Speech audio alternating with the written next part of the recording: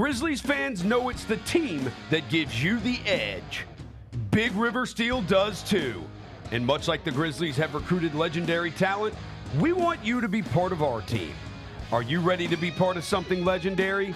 Then visit www.bigriversteel.com. That's www.bigriversteel.com.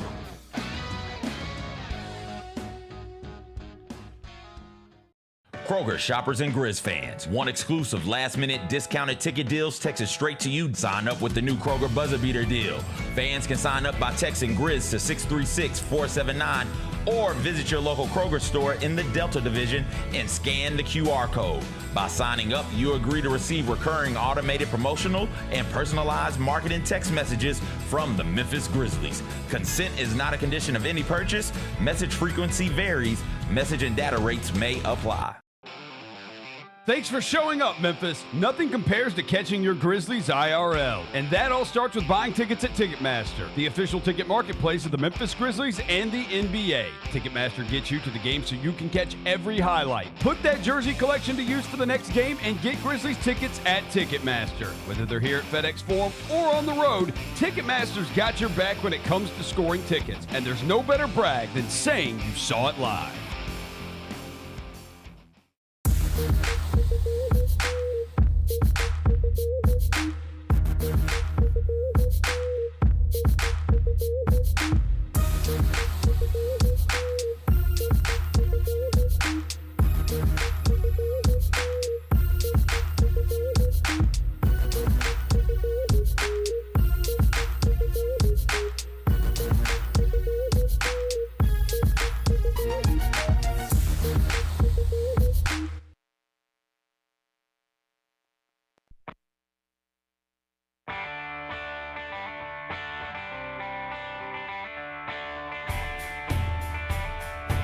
Live from the Built Ford Tough studio at FedEx Forum, it's the Gary Parrish Show, presented by Ortho South, on YouTube at Grind City Media and the official Grind City Media app.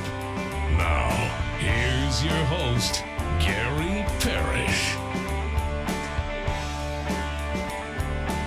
All right, I'm here. My name is Gary Parrish. I'm speaking to you from the Built Ford Tough studio, FedEx Forum, downtown Memphis. Bennett Doyle right there producing the program. Glad he's with me. Glad you're with me. Hope you're getting through the day best you can.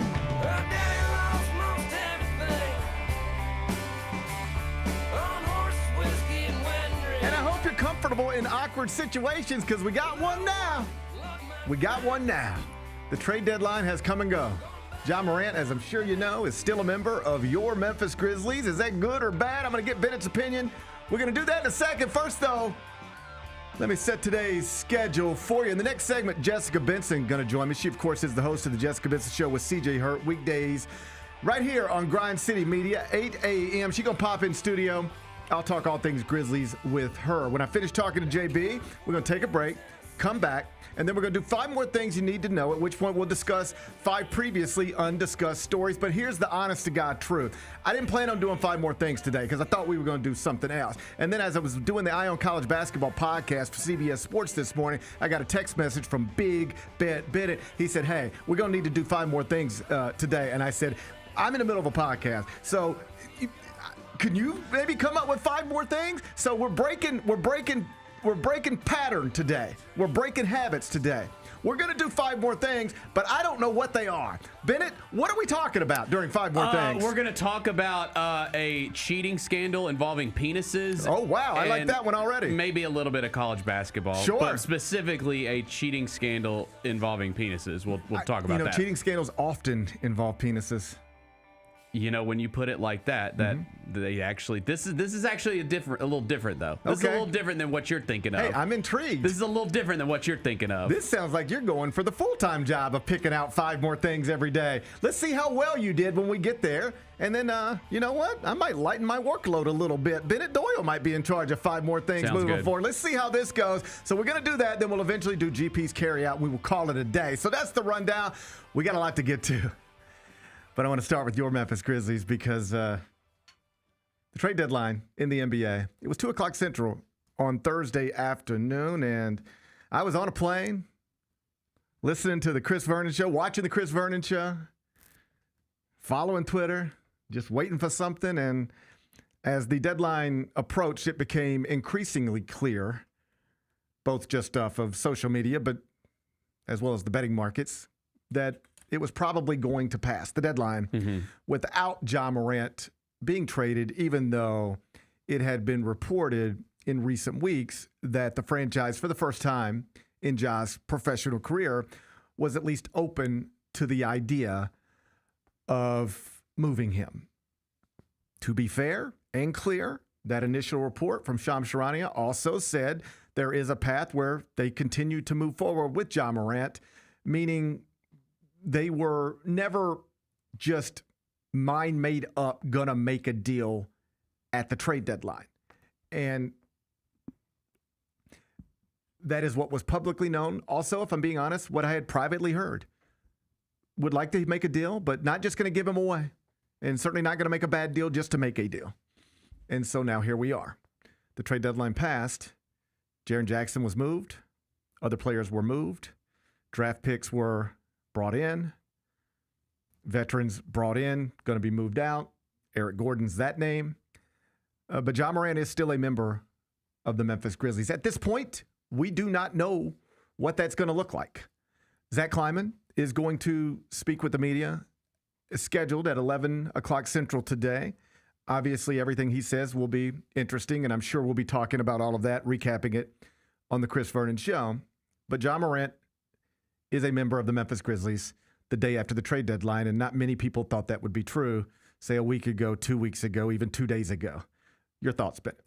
Well, I mean, you know that I'm obviously glad that he's still part of the franchise because I want him to be a part of the franchise, but I can't sit here and I see some people taking like a victory lap today, like, oh, he's back and he's here and we've made it past the trade deadline, because I just don't see it that way. I believe most people don't see it that way. No, I think he's going to be moved this summer. That's what a lot of people tend to believe. I think that, to your point, they didn't get a deal done yesterday because there was no good deal out there. I think, frankly, smart, because I think it would be crazy to give him away for nothing, because I think that he does have value. And so if you're going to move him, you should get something in return for him. And the reason that I say that is, well, go ahead. No, you go ahead with what you're going to say. I would send him home before I traded him for nothing, or before I attached assets to him to get him out of here. That's just crazy to me. That's wild to me. I would just send him home before. If I had reached the point where I think it's untenable for him to be a day-to-day member of this franchise, and that's why we were ready to move him anyway, before I gave him away for nothing or attached assets to move him, I would just say, we're not doing that. We know you can't be here. Just go home. Your paychecks will keep coming. We'll deal with this in the offseason. Just go home. I'm not saying they should do that or that they will do that. Perhaps that'll be the first question Zach addresses today. What is now the future of Ja Morant with this franchise? It's a reasonable first question. I'm not saying they should do that or will. I'm just saying, before I attached a draft pick to Ja Morant to get him out of here, I would just tell him to go live out in the suburbs for a little while, and we'll figure this out later, which is perhaps what we'll do. Again, we'll see.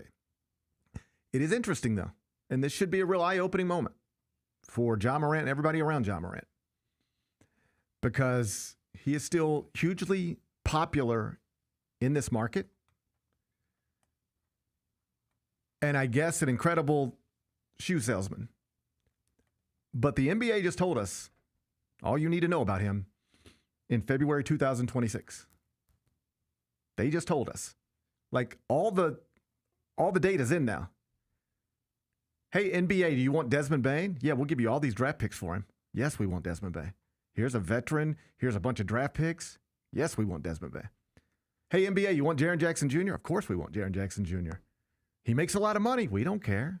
He blocks shots. We'll give you draft picks for him. We'll take that off your hands right now. Okay, cool. Hey, NBA, you want Ja Morant? No. You understand what just happened? Nobody wants him. I think also teams realize that the Grizzlies are in a tough spot and think that they should be able to get him at a extreme discount. They can think whatever they want. Yeah. But if they want him, you know what you do? You do what you got to do to get it done. If you want him, you do what you got to do to get it done. You might think you can get him for nothing because the Grizzlies are in a tough spot. But once you realize the Grizzlies ain't giving you him for nothing, if you want him, you do what you got to do. Nobody wanted him. That's the truth. Don't take it from me.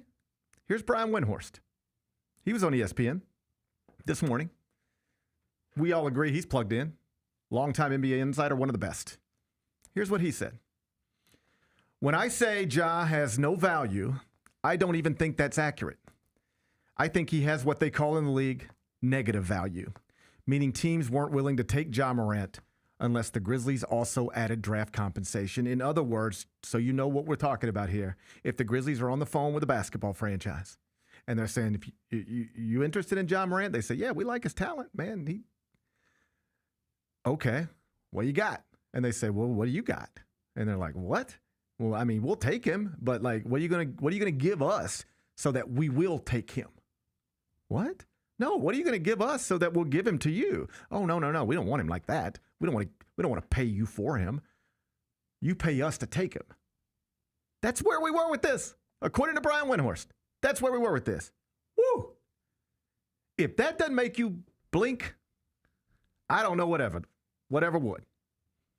I don't know whatever would. But that has got to be a look in the mirror moment for you if you've got a chance of turning this thing around.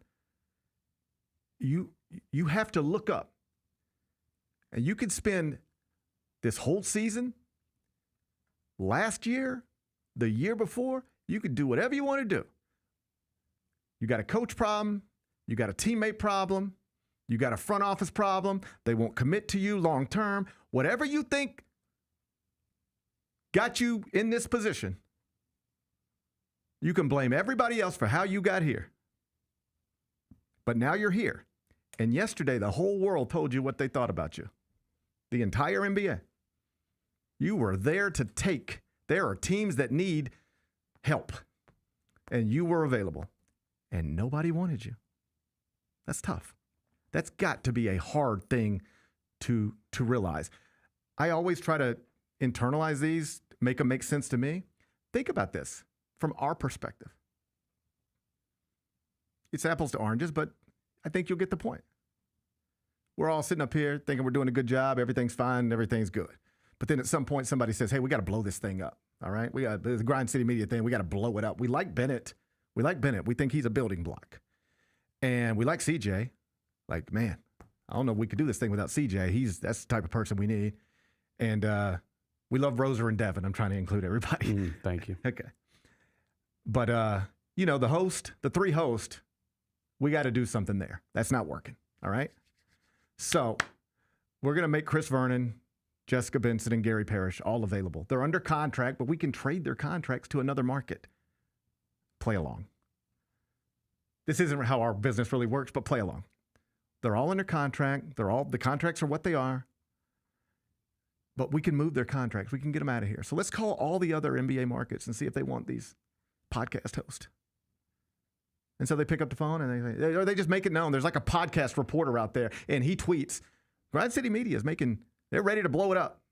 They got some young pieces they like, but the host is just not working. So Jessica Benson, Chris Vernon, Gary Parrish, they're all available right now. And then people start calling. And they go, Jessica Benson, wow, she's young, talented. She can host a show. She can do on-court interviews. We're interested in that for sure. Yeah. Let's talk about that. We take her contract. We give you something for her. Chris Vernon, the Masters updates guy? Are you kidding me? I don't know why you're getting rid of him. But yes, we're interested in that. We'll take that contract. We'll give you something for him. And then they're sitting around like, all right, yeah, we're trying to get rid of GP too. And everybody's like, yeah, I can sit here and think I'm doing the best show every day. I can sit here and think that every problem I have is somebody else's fault. But at some point, I got to realize the whole world knows I'm available and nobody wants me at this thing I think I'm good at this thing I used to be good at. But now I've reached an age And nobody wants me. By the way, I will get there some point. We all do. But it shouldn't be 26 for a basketball player. Not one this talented. Not one this talented. And so what I would hope is that this can be a moment where he realizes, however I got into this situation, and part of it is just bad luck, bad body. His body's failed him. Some of this is just injury stuff, right? But it's not all injury stuff. It's not all. That's not the only reason franchises were like, nah, we're good. Maybe that's the biggest, his lack of availability consistently, but it's not the only. It's not. If you've got a chance to recapture your career, this has to be a moment where you look in the mirror and say, man, I don't know what happened, but I was in commercials and literally labeled as the next great thing. And at 26, nobody wants me. If that doesn't wake you up, I don't know what could. If that doesn't wake you up, I don't know what could. Whether that's here or somewhere else. But just for the sake of clarity, most people, like if I had Michael Wallace in here or DeMichael Cole or Drew Hill, most people still think this just puts off what's going to happen until the offseason. That this does not mean they're now retooling around Ja Morant, Cedric Coward, Zach Edey, and a bunch of draft picks. Ja Morant is still expected to be moved out of this franchise at some point. It just didn't happen by 2 o'clock yesterday because according to Brian Windhorst, nobody was willing to give the Grizzlies a single thing for him.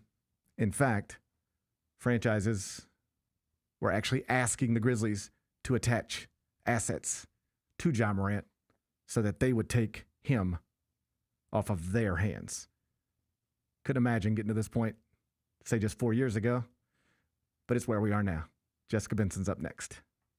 Sonic Radio. Welcome back to Sonic RNDIO. That spells radio with me, the CIO. This just in, the new Sonic $1.99 menu lets you build a crave-worthy meal for just $1.99 an item. Whether that's a creamy shake, crispy tots, or a quarter-pound double cheeseburger. This just out. Ostriches. They're mean, not very cute, and in my opinion, way too big for a bird. Don't miss the Sonic Fun 99 menu. 5 items, always $1.99. Live free, eat Sonic. Tax not included. See menu for details.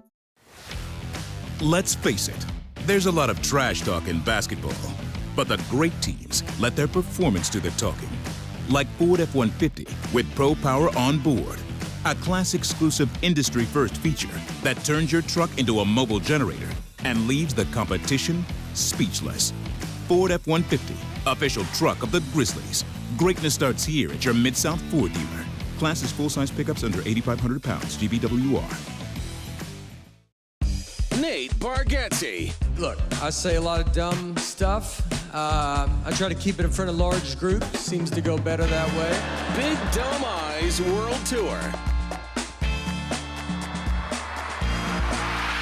When you say something dumb one-on-one, it's a lot for that person.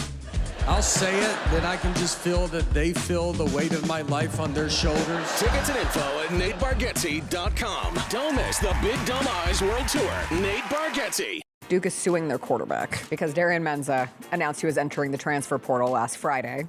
So Duke said, no, you're not. I'm all for NIL. I'm all for player freedom to transfer and player empowerment. But just saying, I signed the contract, but the contract doesn't matter. I don't understand how that works. Tune in to the Jessica Benson Show with CJ Hurt live every weekday at 8 a.m. on YouTube at Grind City Media and the official Grind City Media app.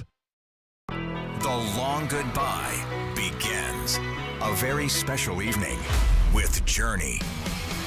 Final Frontier Tour.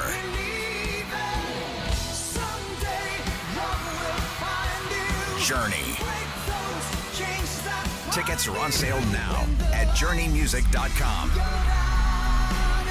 Your chance to say goodbye to the songs that changed our lives. Journey. Final Frontier Tour.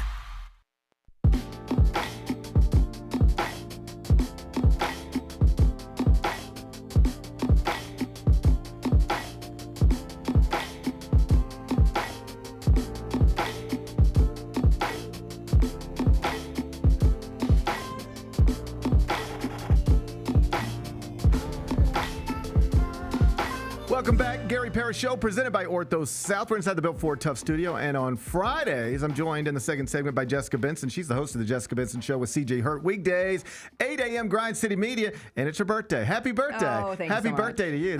Thanks. Congrats on having a birthday like everybody else in the world. Thanks. I hear we missed yours. Yeah, my birthday's not That's a when big you were deal. stuck, wasn't it? I was in Spokane, Washington. Yeah, that's what I thought. So happy belated. Thank you. Yeah. I spent my birthday in Spokane, Washington. That's the place that birthdays get spent? Yeah, I spent my birthday with Mark Few. Yeah. I've spent birthdays with worse. Cool. I've spent birthdays with worse, Yeah. you know. Hey, happy birthday to you. Thank you so much. I'm not going to ask you how old you are. I think I know. That's fine. I'm 34. Okay. But I actually forgot for a second, so I feel like I need to say it over and over again. 34. Yeah. How you like 34? I think it feels okay. Yeah? Yeah. I like being in my 30s. Can I tell you something as an old man? Sure.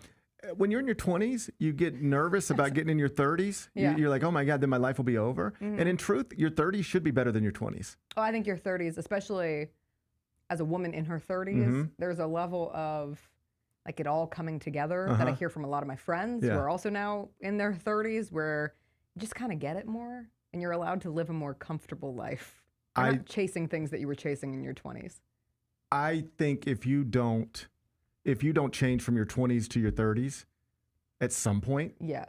you have not developed properly. I agree. And I think there's a lot of growth that can happen. Like some people say, once that frontal lobe forms, you're always going to be the same. I don't think that's true. I think from your life experiences that you accumulate in your 20s, and not to like really try to drive this back into trade deadline conversation and all that comes with it. But, I look at some of these players like in their mid 20s and I think, what was I doing when I was 26? And I was still making some pretty Dumbo moves. In my life. That's why I was a bit of a mess. I will say what I say while acknowledging when I was 26 or 24 or 20. Like I did stuff that I did not bad things, but like things I shouldn't have been doing. Yeah, things that you might regret or you would Of do course. differently I with made the perspective that you have now. As of course, an I made old poor. man. I made poor decisions. Sure. In my 20s, I made poor decisions. Sometimes. And part of it is just making decisions that with like greater foresight you would make differently, and you don't know until you make them. Right. And then, but it's up to you to eventually be like, all right, well, that was something I don't really want to experience again. How can I ensure that that doesn't happen to me again? Sure, I think that's part of like just growing up. Not to get too off track, but like there are things I did in my 20s, like poor choices that I just wouldn't make now. Yes. And at some point you stop. If you are developing the right way, you go, okay, well, that was a stupid thing. You don't do that ever again. And so here's the point I was trying to make. Sure. When you're in your 20s, you go, oh, the 30s, because everybody in their 30s. Right. I actually have a memory of being in a club when I was like 22 and meeting a woman, I guess. Yeah. And and she was 30 and I was like, what the? Yeah. I was like, you're 30. I was like, at first I was like, okay, hey, how are you? And then I was like, so what do you do? And she was like, and I don't remember anything about her other than I remember going, yeah, I'm 30. And I was like, what the? That's interesting. I'm not dating a gram. I'm not trying to go home with a grandma tonight. Okay, so that's the way you think when you're 20s, or at least that's the way some people think. And then you get to your 30s, here's what you find out. Your 30s are better than your 20s. Yes, 100%. They just are. So if you're in your 20s, don't be worried about your 30s. Your 30s are awesome. Mm-hmm. You ready for this? How are your 40s? I would take my 40s over my 30s. Okay, that's great. If I love this evolution. If my body wouldn't hurt. Yeah. I don't like hurting. I don't like swinging a wiffle ball bat and then having to go to Ortho South. I think both my parents would kill me for saying this, but I'll say it anyway. They're both in their 70s and they're very healthy, knock on wood, for being in their 70s. But they say that all the time. Like, I feel great. Like, life has come to this point where, like, mentally and spiritually and everything that involves with the existence of being feels good. I just wish my back didn't hurt every now and then. Or I just wish my hip didn't get in my way of walking the 7 miles that I would like to walk on this day. But yeah, I think there's just this like progressive increase of value that you find in your life. life. I'm trying to tell you is I think the mistake young people make. They're afraid of their 30s. They're afraid of getting older. And eventually getting older will be a thing. You'll look up and you won't have hair. Okay? Yeah. But that whole worried about getting old thing, that ain't even really a thing for a long time. No. You still got awesome years in front of you, and you should appreciate them. I do. Like I am 49 years old now, and I still. You're 49? I'm 49 years old. Shut up. Well, how old did you think I was? I thought you were like 45. I wish. I don't wish. I'm fine. I'm doing like Yeah, you can't have that whole spiel. And then say, I don't wish. Right. I'm fine. I'm just saying. If I could pause at 49. I mean, there are things I'd like to change about myself. Yeah. But if I could pause right now and just like, you're going to be this person for the next 100 years. Right. Like, I'm having a pretty good time, broadly speaking. I mean, I'm tired, you know. Aren't we all? And I get frustrated easily. all? But like, broadly speaking, I feel I look like an old man. I got that. But I don't feel like one. That's what I'm trying to tell you. I hear you. And so you got good years. Thank you for the wisdom. You got good years in front of you. I sure hope so. Now let's talk about Ja I hope Morant. this one's good. Now let's talk about Ja Morant. Okay. What is it? How much does it break your heart Oh, that's a great way to go with me because you know it breaks my heart. when you see the trade deadline come and go, and he's here still, and some people are happy about that. But in reality, the only reason he's here is because nobody wants him, according to Brian Windhorst of ESPN. Now, Kendrick Perkins had his little thing and said, you better be careful because when this contract's over, you might be out of the NBA. I don't think Ja Some of it Morant gets to piling on. Yeah, Like I don't think Kendrick Ja Morant's going to Perkins piece. be out of the NBA. But it is pretty clear at this point on this contract, nobody wanted him. Or at least nobody was willing to give up anything for him. In fact, according to Brian Windhorst, the conversations were actually flipped around. The Grizzlies are saying, what will you give us for Ja Morant?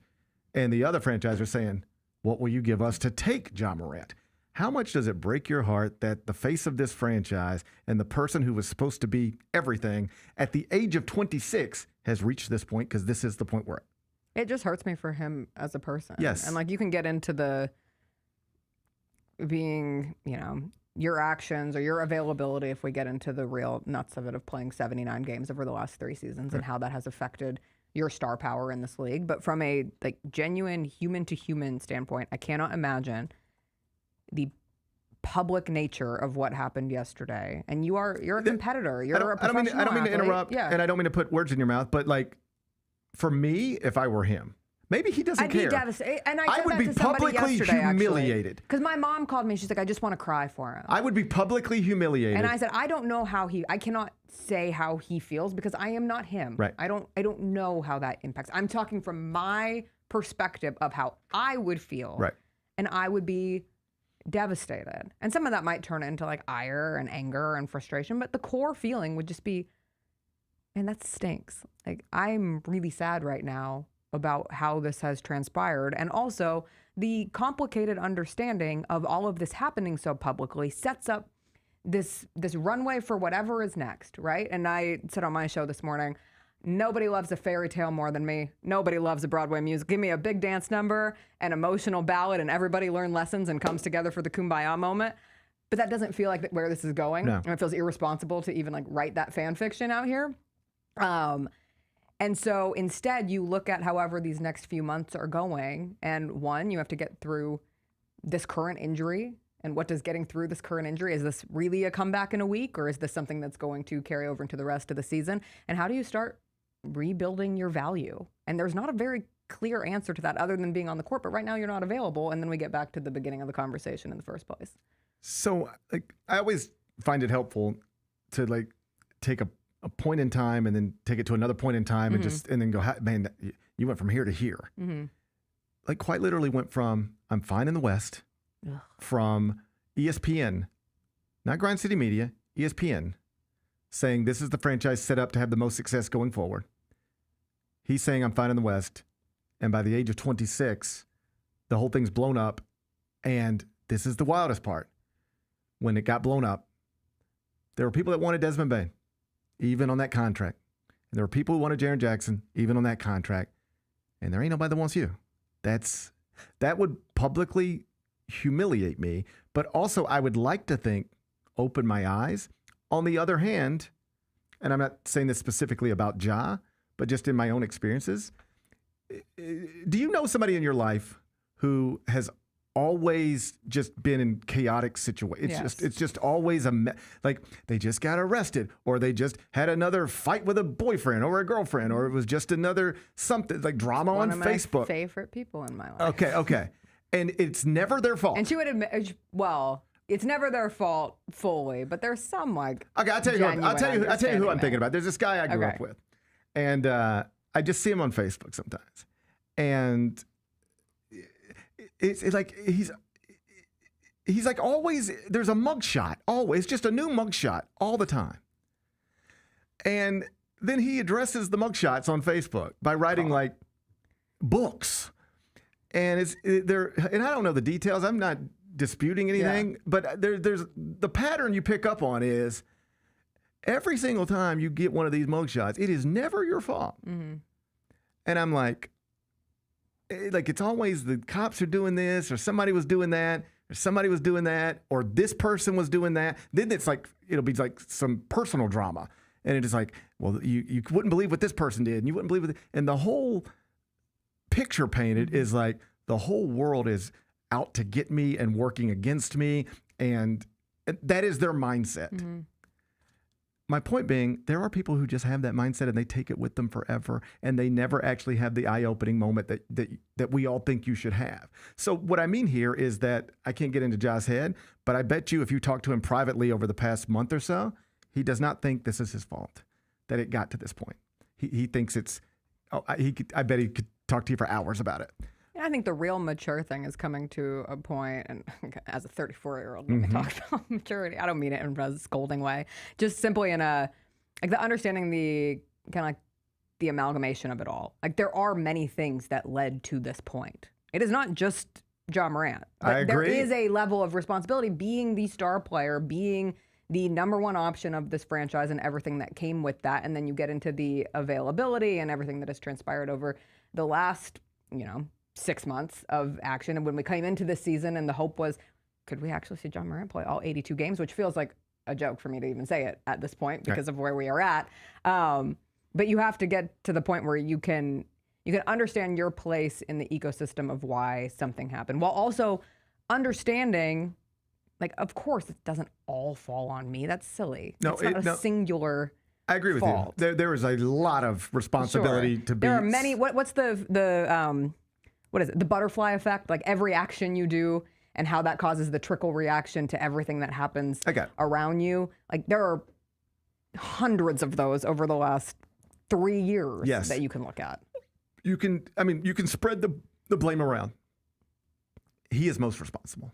That's what I believe, at least. He is most responsible for this. And more to my point about why this should be an eye-opening moment, he's not solely responsible for the state of the franchise. I do believe he's most responsible.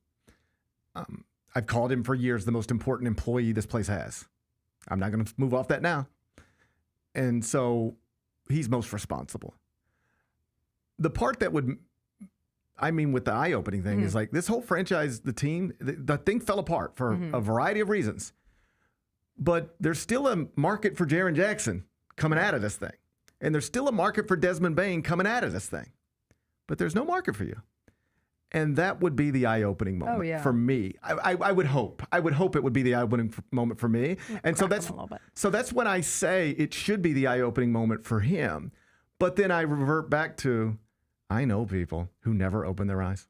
And how do you also throw in that, yes, there are people who never open their eyes, but also just the sheer like human nature of the emotions around it. I don't know if you open your eyes immediately. It turns into how quickly can you open your eyes and start plotting the path forward?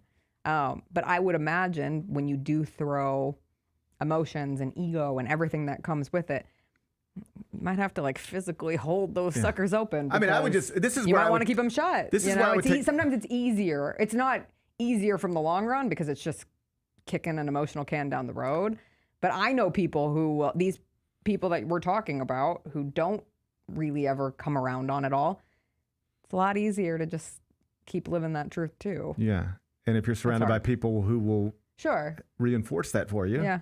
And that's you want a support system. It's silly to think that you don't. But you also need people in your life. Like my husband will tell me when I'm being crazy.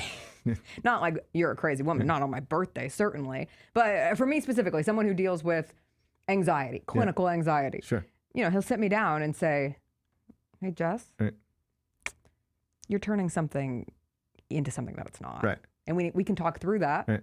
But you need those people who are constantly around you. My worry for him is that his entire setup has been unusual for a little while. Yeah, he's a celebrity. a super celebrity. I mean, I'm not trying to nitpick anything, but like he doesn't have traditional representation anymore. His father is a presence courtside in ways that aren't normal for basketball players. Like his father is in rap songs. That's not normal. I never heard anybody rap about most NBA players' dads, except for LeVar, maybe. There's just a lot of, the dynamics are unusual. I'll just say that, unusual, different than most NBA stars. And perhaps all of that has contributed to this situation he now finds himself in at the age of 26. He's got a lot of money, I assume, and he can move shoes. The shoes are nice. But everything else is kind of a mess right now. And I hope that he figures a way out of it, whether it's here or anywhere else. Me too, because otherwise it's going to be one of those depressing, I don't want this to turn into a depressing sports story. No, this was the sweetest, greatest story in the world. A little family from rural South, this was the greatest story. And now it's kind of a mess, and I hope it works out. Before I get you out of here, I imagine Zach Kleiman will be asked this specifically at some point after 11 o'clock. But what do we think happens next? What would you do next? This is the conundrum of this season. You are probably at a point where no matter how the roster is, not going to win a ton of games. You don't have a center right now. Like, it's pretty easy, right? Like, you have Santi Aldama, who's available. Not tonight, though, because he's out on the knee management situation. So who will play center for this team? I don't know. Kyle Anderson isn't on that injury report. There will be reasons why you lose games without having to do the nasty T word that I refuse to tap into, but that everybody knows. Many teams in the NBA coming out of the trade deadline are all going to be viciously competing for the best odds at a high lottery pick. So how does it work if Ja is available, if he is able to come back from this injury? Where does that play into it? Okay, so let's skip. Okay, if he's not available, he's not available. If he's Fine. not available, he's not available. Ja Morant is healthy. He can play. What do? You play him. Do you? Yep. I think maybe, but it's not clear to me. I didn't feel great saying it, but I don't know. I still stand with your best. There are different ways where you can rehab someone's value, but the easiest way is him being on the court and producing like that game we just saw in London. But you know what happens if he's on the court and he's awesome? Your own fan base goes, hold up. Why did we trade Jaren Jackson Jr.? Why did we trade Jaren Jackson Jr.? We could have had Ja and we could have had awesome Ja and Jaren for the rest of this way. Why did we do that? Him being awesome in a Grizzlies uniform going forward is not necessarily the best thing for the Grizzlies. It's just not. Yeah. And like him being awesome, if that equates to winning games, well, that's not best for the Grizzlies either, given what the direction of the franchise seems to be now. It's just complicated. I don't know. Complicated is the word of the week. Yeah, I want to be clear. I don't know what I would do. But what I would do is gather all of my smart people and get them into a room, and I'd say, let's talk through this, because I don't think there's an obvious answer here. I think over-communication in this I think realm is I think we important. go, if he's not available, he's not available. That's easy. Kind of the easy answer. It's actually probably the easiest thing if he's just never available. But if he is available and they come to us and they say he wants to play, he just found out loud and clear what the world thinks of him as a basketball player in 2026. He wants to show the world he's not that guy. And he has been on the bench. And once we got through, once the Berlin super bench moment happened and then into the game he played. But he's been there. You watch him with his teammates and they're friendly, right? Sure. Like, it's not like he's just sitting there by himself. Like, he is engaged with the team, and he is with, various players throughout a game. So yeah, I guess this would be the conversation that I think we would have to have. If he's not available, that's easy. If he is available and he doesn't want to play, maybe that's easy. But if he is available and they come to us and they say he wants to play because he feels like he needs to do something now because he knows what the world thinks of him now. If that happens, what do we do? And I don't know that there's an easy answer to that one, or an obvious answer. I could talk through it both ways, but I know you got to go. I do have a birthday appointment. Good for you. It was pre-scheduled before Zach Kleiman was going to talk at 11 o'clock. Good for you. Thank you. It's good. Hey, enjoy your birthday. My friend flew in to surprise me. You had a friend fly in for your birthday. Yeah. She flew all the way from California. That's a real friend. I know. She's a real one. Hey, you tell her you appreciate her. Thanks, I will. All right. She's texted me. All right. Well, that's nice. Yeah. Yeah. I don't think I've ever had a friend fly in for my birthday. It's tough. I don't think I've ever had a friend drive. For your birthday? I mean, maybe. I've had a friend drive for my birthday. It's kind of sad. We don't have to get into the depression. Anyway, congrats on having an awesome friend. I hope. Thank you. Hey, is she going to the spa with you? Yeah. That's going to be a fun day. We're having a girl spa day. Are you going to drink at the spa? Hell yeah. All right, go drink. Get an Uber, though, if you need one. Oh, I walk. Please, I'm a downtowner. I walk these downtown Memphis streets. Okay. Well, you have a good day. Thank you so much. All right, I'm going to see you later. Okay, I'll see you later. I'm going to see you Monday. I will see you Monday. What a weekend. Man, I can already assume it's going to be a wild weekend. What a weekend. I can already assume what the world's going to be saying about old Bad Bunny come Monday morning. Oh, I can't wait to talk to you about it. I can't wait to talk to you about it. Bad Bunny's going to ruin America Sunday night. Bad Bunny's going to ruin America Sunday night. I'm going to dance along. Bad Bunny's going to ruin America. Do you know how funny? Someone's going to for sure find like a satanic reference or something during his performance. You already know that's going to happen. Boo. I find it hilarious that there are real people out there propping up a Kid Rock show in the year 2026. It's insane. Oh, these people have Were you at the Free Kid Rock show in New Orleans in 2012? Yes. At the Final Four? I was front. Hey, I've seen Kid Rock twice. I'm so embarrassed by it. I'm only saying it because I feel like this is a safe space where I've made it clear I don't support. Why would I see a Kid Rock show in 2026? I'm not going to lie to nobody about nothing. All right? Kid Rock seems like an awful person. All right? I wouldn't want to hang around that guy at all. He seems terrible. Okay? But in the year 2012, at the Final Four, ball with the ball. That starts a show. Just me. Dude, if he opens with that, me and my ex-boyfriend bopping along.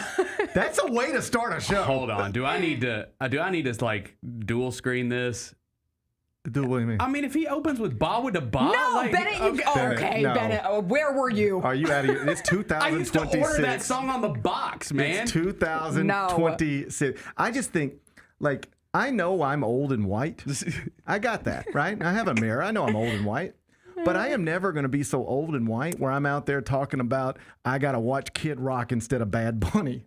I'm never going to be that old and white. I promise you that. No, couldn't be me. But that's what's so funny. Like, I'm sure there are people watching right now who have posted on Facebook about how they're excited they are for the counter Bad Bunny halftime show starring Kid Rock. And they have no idea how much the rest of the world laughs at them. Why do you think they don't know that? Man, I can't wait for Bad Bunny to ruin America Sunday night. Oh, man. It's going to be fun. Hey, and then we'll talk about it Monday morning. If America still exists. We'll find out. We'll find it. What a tease. Bad Bunny could end America on Sunday night with his performance. But if he doesn't, we'll talk about it on Monday morning. Yeah, it's true. All right, walk to the spa. Okay, thank you. All right, get out of here. I gotta go. I've already kept you 3 minutes late. You're going to be 3 minutes late. I got hot stones to get to. Okay. Thank you. Hey, you take an Uber if you need to. I sure will. All right. I'll see you later. All right. Bye-bye. That's Jessica Benson, 34 years old. Man, I remember being 34 years old. I don't. I don't either. All right, hey, this is going to be exciting. We're doing 5 more things you need to know, but I didn't plan to do them because I didn't think we were going to do them. That's behind the scenes stuff. So by the time I found out we were going to need 5 more things, I was in the middle of the Eye on College Basketball podcast. So I texted Bennett. I said, hey, won't you produce for once and come up with some content for this stupid show? So you're in charge of 5 more things. Okay. I have no idea what I have some semblance of an idea of what we might talk about, but I don't have the entire idea of what we're going to talk about. So this is going to be fun for all of us. We'll take a break. We'll come back and we'll see how it goes. Thanks for showing up, Memphis. Nothing beats catching your Grizzlies IRL, and nobody knows that better than you. So next time you want to hit up a game, Ticketmaster's got your back with tickets to every upcoming matchup. Whether you're catching the Grizzlies at home or on the road, you'll find tickets at Ticketmaster, the official ticket marketplace of the Memphis Grizzlies and the NBA. Keep putting that jersey collection to use and get Grizzlies tickets today. There's no better brag than saying you saw it live. See you courtside again soon, Memphis. The heaviest metal credit card of all time. Rumored to be one of only 18 in existence. Plated with the very same tungsten that forged the International Space Station. And wielded at business dinners like a samurai sword. It's a classic corporate power move. But the real power move having end-to-end visibility on your most critical shipments. FedEx, the new power move. Kroger shoppers and Grizz fans. Want exclusive last-minute discounted ticket deals texted straight to you? Sign up with the new Kroger Buzzer Beater deal. Fans can sign up by texting Grizz to 636-479 or visit your local Kroger store in the Delta Division and scan the QR code. By signing up, you agree to receive recurring automated promotional and personalized marketing text messages from the Memphis Grizzlies. Consent is not a condition of any purchase. Message frequency varies. Message and data rates may apply.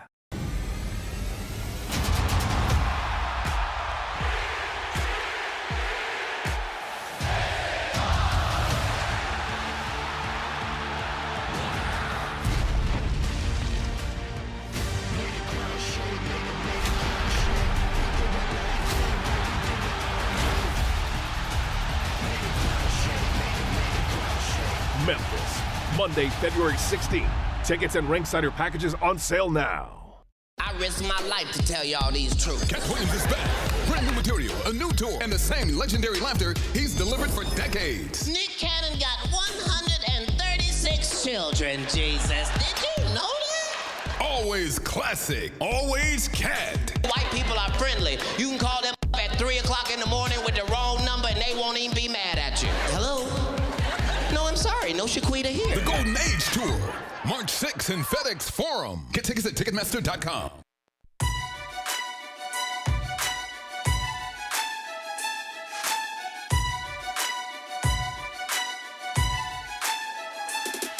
Orthopedic injuries can be unpredictable, unforeseen, and unscheduled, and Ortho South understands this better than anyone. Since your injuries don't make appointments, you don't need to either. And that's because Ortho South welcomes walk-ins during the weekdays, in the evenings, and even on Saturdays. So next time an unforeseen injury makes an unscheduled appearance in your life, visit orthosouth.org to find your nearest urgent care location. Just walk in, and Ortho South will take care of everything, especially you. Learn more at orthosouth.org. That's OrthoSouth at orthosouth.org. Now I got 5 more things you need to know. Number 1. Actually, I got 5 more things you need to know. Bennett's got 5 more things you need to know. Bennett, tell me some stuff I need to know. Final score. All right. 90. I like the way you did that. To 80. The Memphis Tigers go on the road Warriors and beat our arch rival, the UAB Blazers, led by Coach Andy Kennedy. Yes. It's actually a very notable game in this season that doesn't have a ton of them because Sincere Parker dropped 40 points off the bench in this game last night, which is wild because, okay, first off, it's the 11th best scoring output in a single game of all time in Memphis basketball history, which is wild. I mean, the names on this list are Larry's number 1. He had 48 points in a game. Tell me when you get to the one I remember. Tell me when you get to the one I remember. Marcus Moody. 41 points against Oklahoma in the 97-98 season. Shouts to Marcus Moody. Okay. I was in college. You ready for some trivia time? Don't look at the screen. I'm not. You ready for some trivia time? Yeah, let's do trivia time. One player in Memphis basketball history has had 2 40-point games. Only one. Who was it? 40-plus points, I should say. I don't think you're going to get this. I'm not going to look up that. You want me to drop a hint? No. You're just looking up famous Tigers. That's right. Yeah. I just want to get there. I'll get it when I get the name. I'm going to go.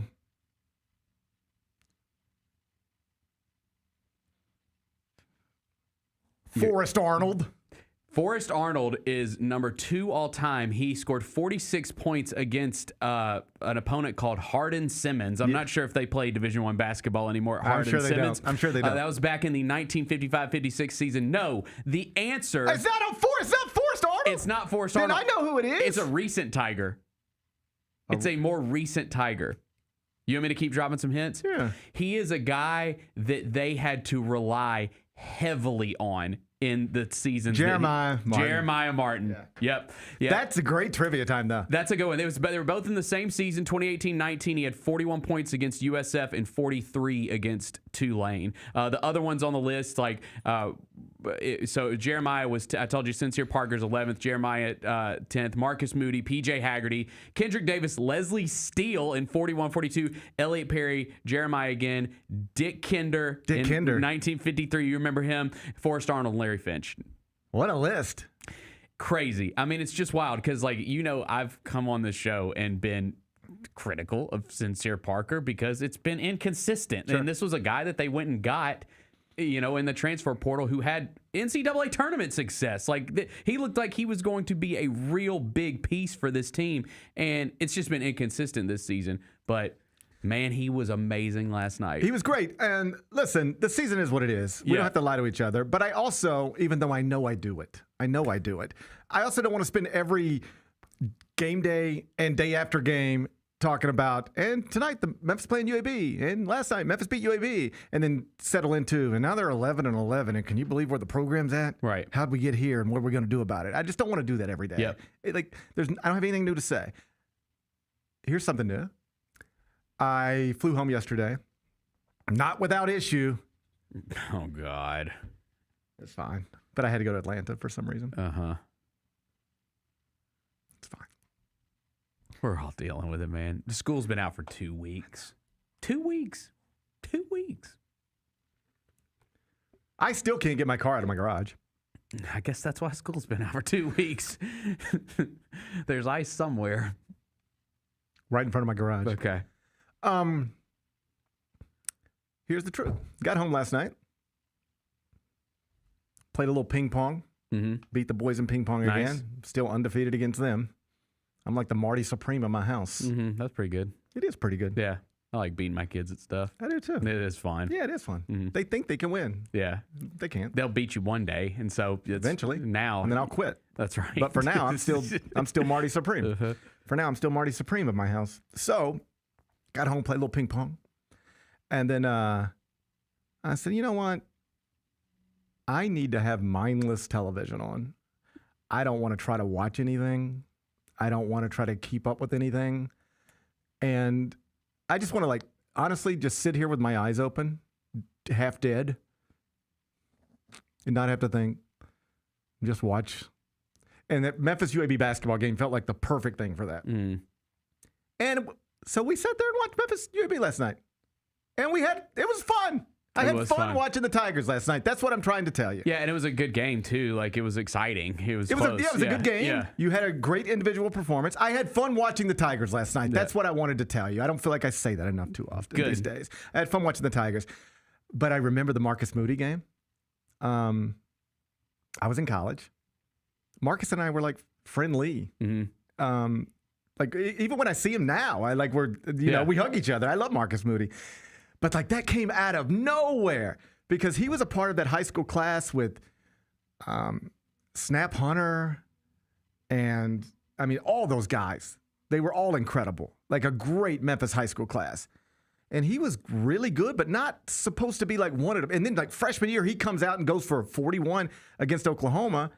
Mm-hmm. You might not remember this. Mm-mm. You know who was the coach of that team? No. Kelvin Sampson. Wow. That's why I didn't realize he was at Oklahoma that long. Marcus Moody put 41 on Kelvin Sampson. How about that? Yeah. We'll talk about him in a couple stories. And so I always remember Marcus for that moment. It was kind of out of nowhere, whoa, what is this?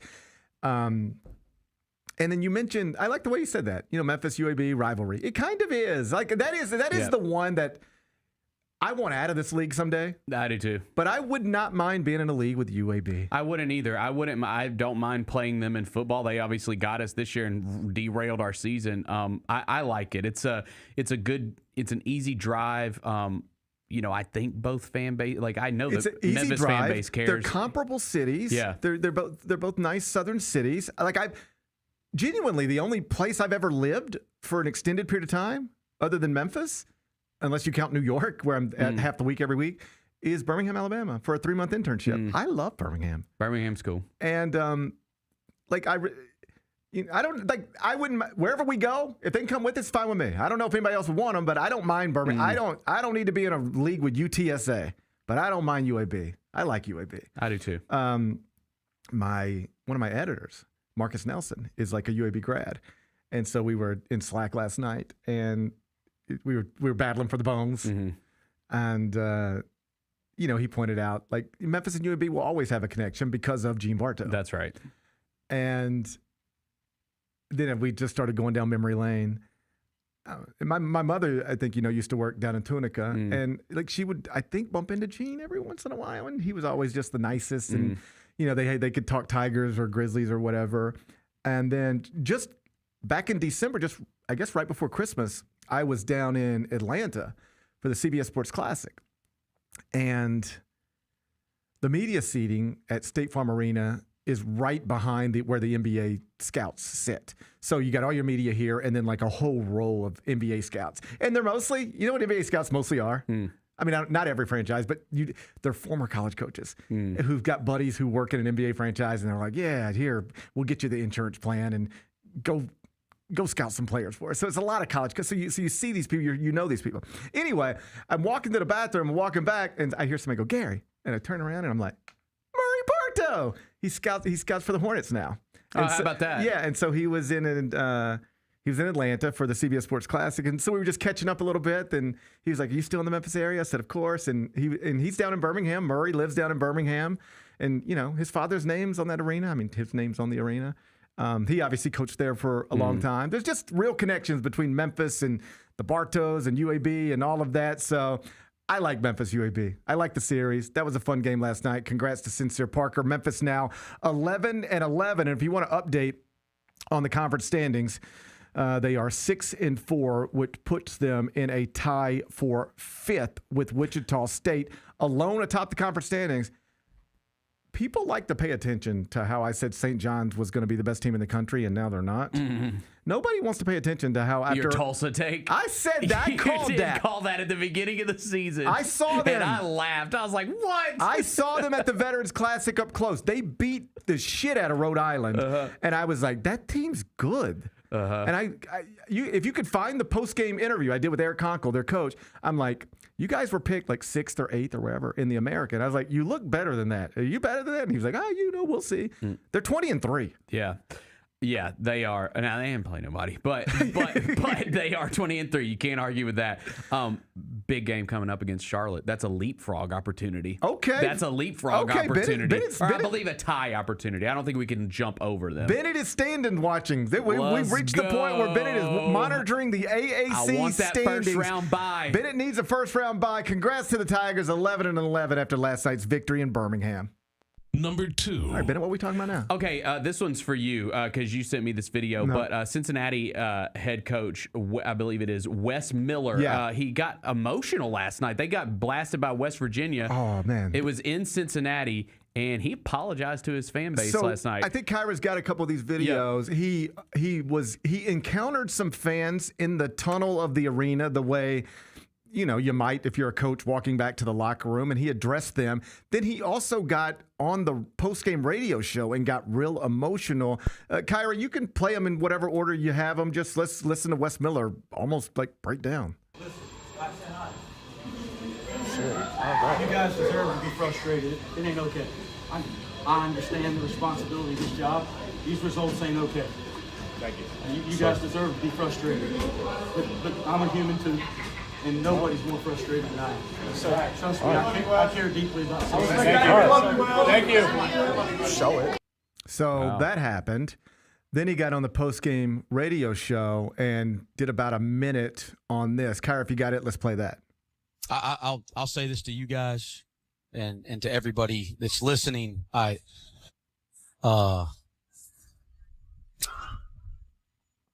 Everybody deserves to be frustrated with us.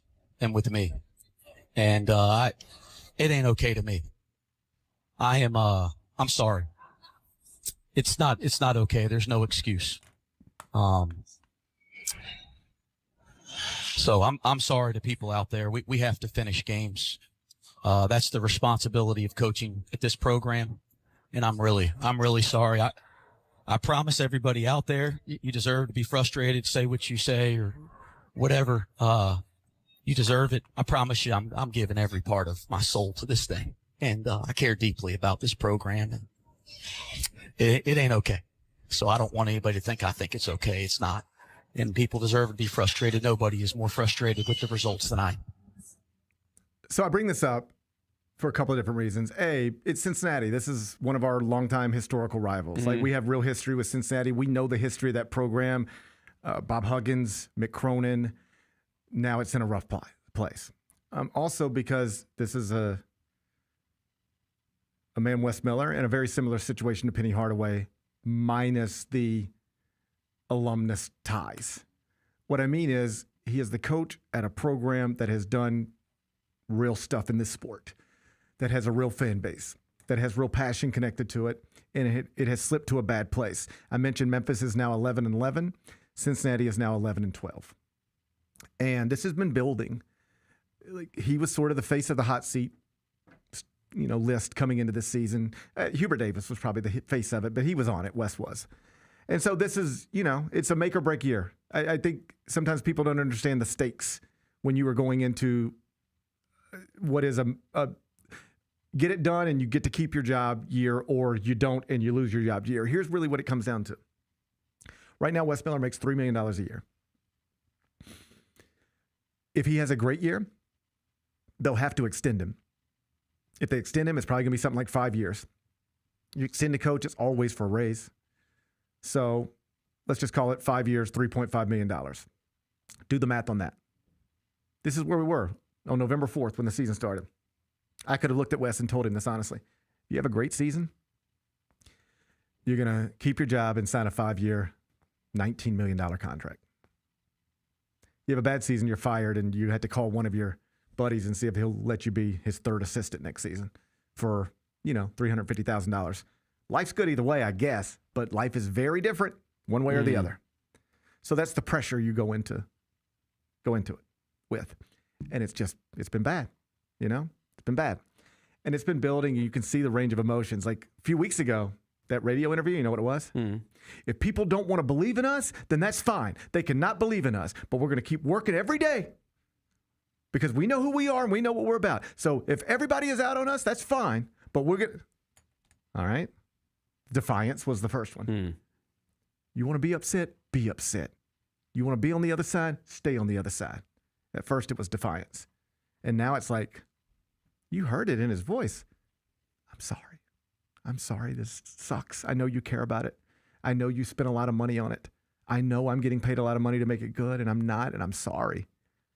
And that's where, he was about to cry. Yeah. And that's where I sort of tweeted this last night. These guys are all wealthy, and they got better jobs than us and most. You don't have to cry for them. You don't have to feel sorry for them. When Wes Miller loses his job, he will have more money in his bank account than 99.9% of the people in this country. When other people lose their jobs, they're not as fortunate. So I'm not trying to make this into something it's not. But what I am trying to illustrate is that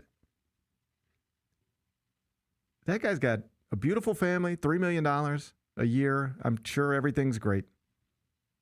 And he's falling apart because most of us never have an opportunity, thank God, to know what it's like to feel like an entire city is on top of you. And how far is Penny Hardaway from reaching that point? Like, Penny has been, it's on me, I've got to be better. He said all of the right things, or most of the right things. But at what point does it start to feel like you're drowning? That he sounded like, I hope somebody checked on him. He sounded like he was drowning. You can tell it's getting to him. Not just I've seen coaches go through tough seasons, and it's like, yeah, my point guard sucks, and we missed in the transfer portal, and who gives a shit? Buy me out. I don't care. And then you see a guy who's clearly cares. He's dying. He's dying because he's failing at his job. And perhaps that's why you shouldn't wrap your entire identity up in your job. I've seen some people make that point. But, I don't know. Just don't ever think when you're yelling about the coach who's struggling or yelling about the player who can't make a shot, it can become overwhelming. Did you hear him in the interaction with the fans? Yeah. What he said at the very end? I'm sorry. You have a right to be frustrated. But you know what he said at the end? But I'm a human too. Yep. But I'm a human too. I know I probably got more money than you, and I got it. But I'm a human too, and it is not fun to have an entire city yelling that you suck at your job and you shouldn't have it anymore. And then you go out there and do your job publicly, and it's again, bad again. Yep. Like, I'm sure he'll be fine. But that was just, I thought that was an interesting moment last night. A guy who came into this season with the stakes are really high. Do well, you get to do this for a while and make more money than you ever thought you'd make. Don't do well, and it might be over for you. And it's not going well, and he sounds like somebody who's falling, like somebody who's drowning in it. I hope he swims to the surface.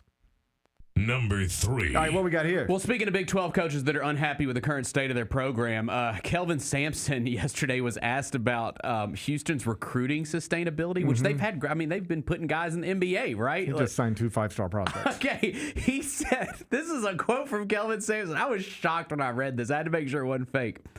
Quote, "We have a very poor athletic department. We're poor. We were poor when I got here, and we're still poor. We have to stop at some point because we don't have enough money to keep bringing in really good players." Okay, so this has gotten a lot of attention because on one hand, people are like, bro, you bought Kingston Flemings and Chris Sinak and brought back Emmanuel Sharp and Milos Uzan. Like maybe you're top 10 in the country. Maybe you didn't spend Kentucky money on your roster, but your roster is not. That's an expensive roster Houston has. All right. But I think what Kelvin would tell you is, yeah, we were able to put this team together because I got 2 boosters over here who. This guy really loves Milos, and this guy really loves Emmanuel, and I could set Kingston Flemings up with this card company. And what I'm trying to tell you is that this is not sustainable going forward. We don't have this kind of money at the University of Houston.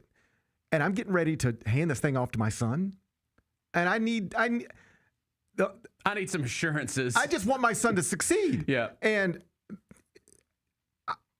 because I've heard this from coaches, like, I know what it looks like from the outside because I'm great at this. Kelvin would never say this, but here's the truth. Here's the implication. This thing looks amazing because of me, but it's not that amazing. The infrastructure is not set up here for just anybody to be amazing. That's the case at Kansas. That's the case at Duke. That's the case at lots of places. But here, this is kind of smoke and mirrors. And when I hand this thing off to my son, I want it to be better positioned to maintain its place in the sport, because right now I might look like I got one of the 5 best programs in the country, because I do, but I do not have one of the 5 best resource programs in my country, and that's got to change. And actually, like, as I think through it, he might have a point, because obviously it's completely different now, because when they were in, CUSA with Memphis back in the day, like that, they're not getting Big 12 money or anything like that like they are now. But you remember, they were horrible in that conference for a long time. Bro. Horrible. And this was after winning national championships. Whenever you get bored, there's a picture out there somewhere I retweeted a few years ago. But it was from, the person who sent it to me said, this is from Kelvin's first game at Houston. And there's like 11 people at the crowd. Like, it was, I was there as the beat writer for Memphis. I'd go to Houston. I was like, Clyde Drexler played here? Yeah. Hakeem Olajuwon played here? This is the saddest thing I've ever seen. And he flipped that into what it is now. That's him. That's him. That's not the school. That's him. He did that. And what he's saying is, this thing will slip when I leave. Unless my son is also as amazing as me, and he might be. But this thing is not set up the way other elite programs are set up. We got to do better. That's what he's trying to say. The problem, of course, when coaches talk about money in this era is that they didn't used to talk like this. Everybody, you saw Bruce Pearl popping off about it the other day. Now everybody's like, this is crazy. It didn't get crazy with the money until the players started getting some of it. Nobody was complaining about, you know what's also crazy? Having 17 associate athletic directors. That's kind of crazy. Why you need all them? The trick in athletic departments for decades was collect as much money as you can, then spend it. You need 50 athletic directors, hire them. 50 trainers, hire them. Build a new practice, spend all the money so that you can always show on the books. We don't have any money. Why you keep saying pay the players? We don't have any money. Get all the money, spend it all, then say you don't have any. Well, now that's gone. Now we're paying players, and now that the players are cut in, coaches are yelling. I mean, we just can't keep paying players like this, all while they're making $7 million a year. Nobody thought it was crazy when a basketball coach was making $7 million a year, when they used to make less than $1 million. You realize when John Calipari got hired at Memphis, you know what his contract was? Less than $1 million a year. Less than $1 million a year. And now the worst coach at a power conference is going to make way more than that. Nobody ever thought that was crazy. But the players start making money. Now everyone wants to talk about money. It just doesn't play well. And I know that's not what Kelvin was doing. That's not what Kelvin was doing there. Not specifically. But I just wish coaches understood it doesn't play well when you're complaining about money now that the players have gotten a little bit of it and you're still making more than all of them. It doesn't play well. Number 4. All right, what's up with Lindsey Vonn? Yeah, I mean, I'm just using the Lindsey Vonn story, which is a good story as buffer because I didn't want Kyra to have to put penis scandal as one of the headlines for 5 more things. Okay. So I just I've started with the Lindsey Vonn story, which is really cool. I mean, dude, she tore her ACL a week ago, and she is going to compete in the Olympics. I tore my ACL and never did anything again. That's the thing is, like, she is in... I mean, she's gone through knee injuries. She's got like a bionic knee or something. Yeah. She's got some titanium in her leg. I saw her working out, torn ACL. She looked awesome. Best workout I've ever seen. Best skiing workout I've ever seen in my life. Incredible workout. Yeah. And so she's gonna ski in this thing, and I mean that's as good of an underdog story as you can have. 41 years old, her big comeback. She tears her ACL. Everyone's like, literally days ago, like, okay, well. That was fun, but that's over. I saw somebody tweet. Yeah. They were like, hold up. Lindsey Vonn's going to ski in the Olympics with a torn ACL? Like, have we all just been misled? Like, every time somebody tears the ACL, we're just like, well, they're done. For the year. Why can't you just... Right. What have they been lying to us? Can you actually, do stuff with a torn ACL? I will tell you, speaking from experience, I'm an ACL survivor. Do you know that about me? You tore your ACL? I'm an ACL survivor. I didn't know that about you. I'm a torn ACL survivor. I know Hasseltine tore his, and he walked on it forever before he got surgery. That man was hobbling into the arena. That's what I'm trying to tell you. That's what I'm trying to tell you. Yeah. Yeah, I'm an ACL survivor. I tore my ACL. It would have been, let's call it like March 94. Mm-hmm. March 94. Tore my ACL. And the late, great Eddie Cantler. I happened to be coincidentally playing in a tournament. We were playing at the University of Memphis, Horn Lake High School. And I was trying to turn it into a play. Didn't go so well. Got taken out at second. For a variety of reasons. Among them, my shortstop got the ball to me a little late, if you don't mind me saying. His name's Randy Meadows. Went on to be, you ready for this? This is all true. Went on to be the National Defensive Division I Baseball Player of the Year. How about that? Yeah, at Memphis. He played shortstop at Memphis. How about that? National Defensive Player of the Year. Also got the ball to me a little late, torn ACL. Okay? But because we were at the University of Memphis, Eddie Cantler, the trainer, was there. Like, I grew up watching Eddie Cantler. Like, Eddie Cantler works on Tigers. Yep. That was a cool moment for me, if I'm being honest. I was crying and hurt. But Eddie Cantler was working on my knee. I was like, Eddie Cantler worked on Elliot Perry's knee. Mm-hmm. Eddie Cantler, he worked on Deuce Ford's knee. Yeah. And now Eddie Cantler's got my knee in his hand. That was a cool thing for me. That's pretty cool. Yeah, I thought so. Anyway, torn ACL, they tell you that immediately. Like, they knew it within seconds. There's something they can do. They're like, yeah, there's a torn ACL. I said, okay. So then it's like, you got to let the swelling go down, and then you can have the surgery. And here's what I'm trying to tell you. After about a week, the swelling goes down, or some period of time. This was 94, so I don't know what was going on. But at some point, the swelling goes down, and you feel normal. You're walking around normal. Like, I went to prom, torn ACL, but before surgery. And I remember going back to the specialist, whatever. And I'm like, I think I can play. I think I feel fine. And they said, yeah, this is what torn ACLs are. You can walk. And you might be able to jog in a straight line. But eventually you're going to try to go this way. It's going to be this way or that way. Yeah. And the whole thing's just you're going to wreck everything. You can't play. And I was like, okay, I'll take your word for it. And I've just believed that for the last 3 decades. But here comes Lindsey Vonn. Glad she didn't have my doctor. My doctor would have said you're out of the Olympics. Yeah, I'm excited to watch her, and we all will be rooting and rallying behind her. But that's not the most important story coming out of the Olympics. This is a headline from The Athletic. Anti-doping chiefs at the 2026 Winter Olympics in Italy are investigating claims that ski jumpers are injecting hyaluronic acid into their penises in order to enhance their performances. Okay. And so I did a little digging on this and thought, well, how in the world would... You get this at GetRoman.com, or is this something else? I don't know where you get the acid to Probably inject. GetRoman.com. I don't know where.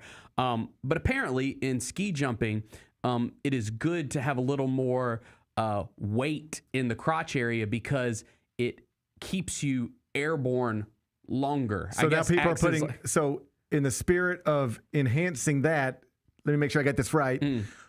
Fellas are shooting acid into their pee-pees. Mm-hmm. Shooting acid into your pee-pee. Yeah, it turns out size matters in ski jumping. Yeah. When I was young, this is what they taught you. Your pee-pee's for other things. Acid goes on your tongue. That's what they taught you. Yeah. Back when I was growing up. Your pee-pee's for this. Acid goes on your tongue. Now you're telling me in 2026, acid goes in your pee-pee. Yeah. Wow. Yeah, and so they say that the bigger the penis, the bigger the bodysuit, and additional added size, particularly in the crotch area, can increase drag and lengthen an athlete's jump by up to 6 meters. Okay, I got questions. Yeah. Are you telling me it is actually an advantage? I'm being serious. I never knew this. Never thought about it. You telling me it's actually an advantage as a ski jumper? Yes. To have a giant pee-pee? Yes. Wow. So if you do, how about that? Like there, and you're looking for a field, like there you go. So maybe we should. What if we started scouting for Olympic ski jumpers? Pornhub.com. I've seen some big ones over there before. I mean, wow. I mean, it might not be the worst idea. I mean, if that's how you win. I mean, you're not arguing with me. You've been over there. You know what they look like over there. I've dabbled. Right. Yeah. So if your suit has so it says every centimeter on a suit counts. If your suit has a 5% bigger surface area, you're going to fly farther in the jump. How about that? Yeah. How about that? So of all the advantages of having a big pee-pee, I mean, like there's a lot of them. Who would have known? I didn't know this was one of them. Ski jumping. Like I growing up, you grow up with people. Yeah. And you're in locker rooms and stuff. You sort of see what's going on. Yeah. You know what I'm saying. And I was like, man, I never looked at somebody in a locker room and was like, I bet they'd be a good ski jumper. But I guess I should have. I guess I just didn't know what I was seeing. And the crazy thing about it is that like this what do we call it? This sport, this Olympic sport, it's like marred in controversy. So the suit technician for Norway's national ski jumping team made alterations to suits belonging to the country's top 2 contenders after those suits had already passed inspection. So like I guess added fabric, it acts as a parachute and like you stay airborne longer. What is going on? Why can't people just... Isn't it crazy? Like the attention to detail. Who cares this much? I just wouldn't care this much. If somebody said gold medal's important, I guess, but if at some point if they'd be like, all right, GP, I think you got a shot to win this thing. I'd be like, okay, I've been working hard. They say, okay, here's what we got to do next. Let's hear it. We're going to have to shoot some acid in your pee-pee, and then we got to cheat and put some extra fabric in this place. I'd be like, is this all worth it? Is this really worth it? I'd say no, but I've never competed for a gold medal Me before. neither, though. So we're talking about things we don't know. They do look awesome. Could you imagine hanging a gold medal in your house? That sounds cool. Or bronze or silver or whatever. One of my kids would probably break it, if you want to know the truth. Yeah, it would probably be broken and laying out in the backyard underneath a swing set, if you want to know the truth. Yeah, so, little controversy to start off the Winter Olympics. I hope it doesn't derail things, but the opening ceremonies are tonight on NBC, so. It's here. Tune in. All right. I heard JB say Mariah Carey's performing. So she's always performing. She does perform a lot. Every time I turn on TV, Mariah Carey's singing something. I thought she went into hibernation after Christmas. Yeah, she comes out every year and gets back to #1 on the charts and then takes a hiatus. I can't even turn my TV on without seeing Mariah Carey lip sync something. I love Mariah Carey. I guess she's the best. All right. Number 5. What is this nonsense? NFL honors were last night. Mike Vrabel was named NFL Coach of the Year, which makes me want to throw up. And Matt Stafford is your MVP, which is the reason that, like, whenever people talk about, because we've talked about it before, you see this all, like, why do NFL teams recycle the same quarterbacks and the same old guy? That's why.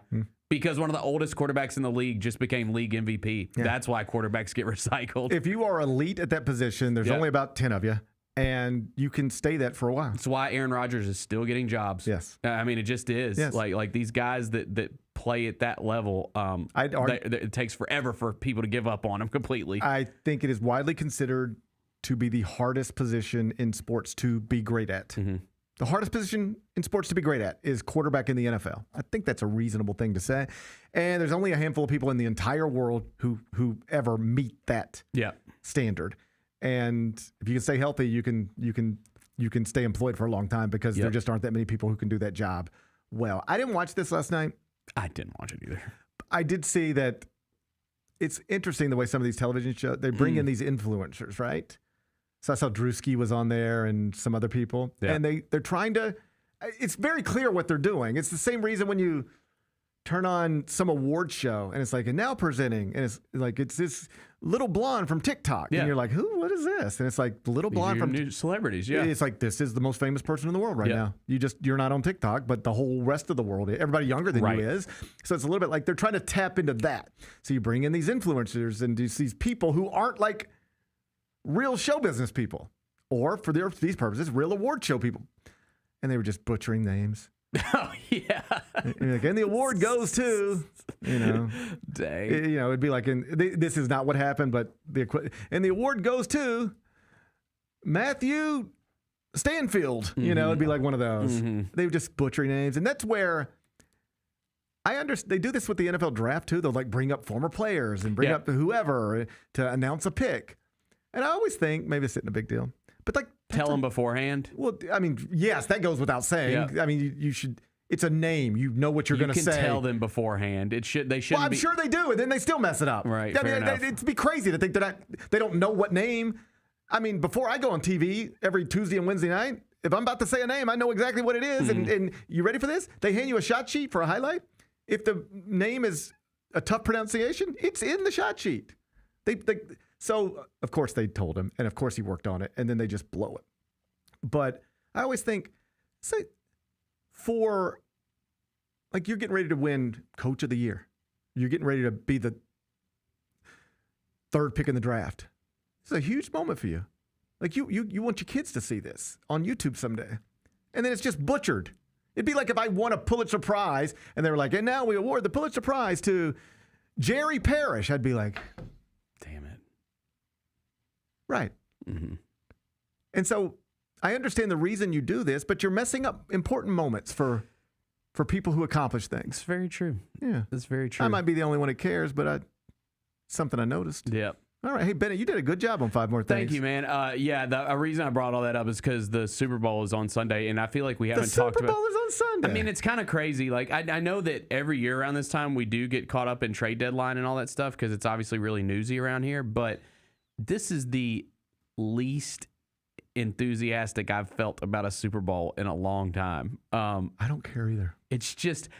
there's no fun. I mean, these two teams have both, obviously the Patriots, we know, had the dynasty and have won a ton of championships. And then the Seahawks have won a Super Bowl in recent memory. I mean, the Sam Darnold story's cool, but I'm just finding it hard to find every year I can usually find the storyline that I'm totally rooting for and getting behind. And this year I'm just like, I don't really care who wins. The Sam Darnold story's great. It's cool. Yeah. I don't care who wins. I don't guess, but I think the Sam Darnold story is cool. That could be an inspirational story forever. For sure. I mean, for every, we need these things.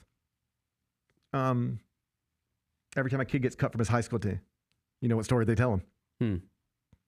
Well, you know who else got cut from their high school team? Michael Jordan. Right. Yeah. We need these stories, right? So here's a story. Teenage quarterback at all the camps. 5 stars. This is the next great thing. Goes to college, top 3 pick. This is the next great thing. Gets to the NFL. It's hard. It ain't working. Nobody's calling you the next great thing anymore. They're calling you a bust. Mm-hmm. You're a bum. It's over for you. You're still a young man, but it's over for you. Different franchise.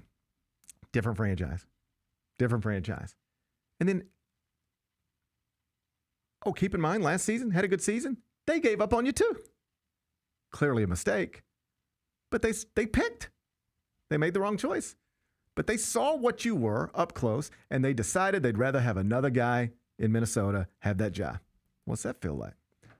And then with your fifth franchise at the age of 28, you are literally in this moment right now, 2 days before the Super Bowl, the favorite to be the MVP of it. Mm-hmm. That's awesome. That's an awesome story. You can use that one. You can use that with your kids. When things aren't going well, hey, remember things weren't going well for Sam Darnold either. Stay at it. You could use it for you, like other professional athletes can use it. It's true. I'm a top 5 pick. It ain't going well.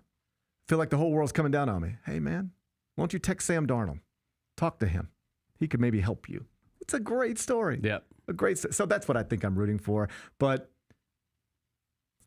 I'm looking more forward to UConn St. John's tonight than the actual football game on Sunday. I am looking forward to the Super Bowl.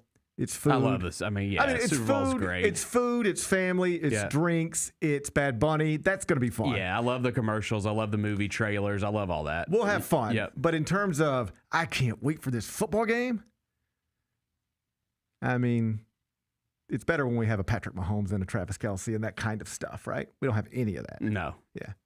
I bet or you like a Josh Allen and the Bills. That would have been That would have been good. Yeah. There was a lot of different better ways to do this, but this is what we got. This is what we got. So this is what we'll deal with. Congratulations to Mike Vrabel. We'll be back with Carryout.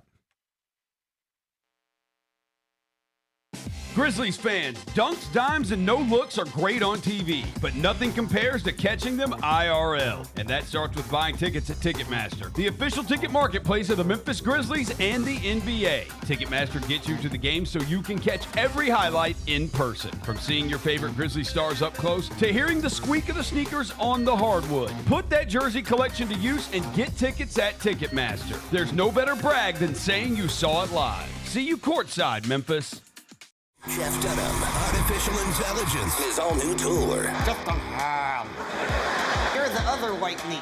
How can you be so smart on one hand and so stupid on the other? Well, you're half of it. I realize I could have avoided all this years ago with one simple word. I do not. Silence! Don't miss a Memphis. Friday, April 10th, FedEx Forum. Tickets on sale Monday, September 29th at jeffdunham.com. Sonic Radio. Welcome back to Sonic RNDIO. That spells radio with me, the CIO. This just in, the new Sonic $1.99 menu lets you build a crave-worthy meal for just $1.99 an item. Whether that's a creamy shake, crispy tots, or a quarter-pound double cheeseburger. This just out. Ostriches. They're mean, not very cute, and in my opinion, way too big for a bird. Don't miss the Sonic Fun 99 menu. 5 items, always $1.99. Live free, eat Sonic. Tax not included. See menu for details.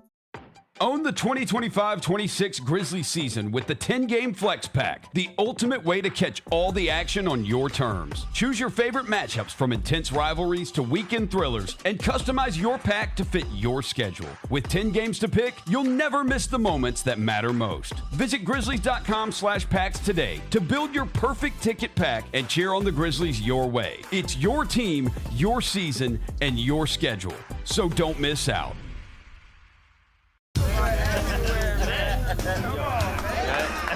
Now that's the new edition way. I feel like there's another level we can take it to. What you think, Mike? 2 steps ahead of you, Slick. What's good, bro? What you doing, man? I'm in. Woman, you don't even know what I'm getting ready to ask you. Here's the vision. All 3 of us on the same stage every night. Gonna be crazy. No barriers, no separation. It'll be like 9 kings and a queen. The next level starts now.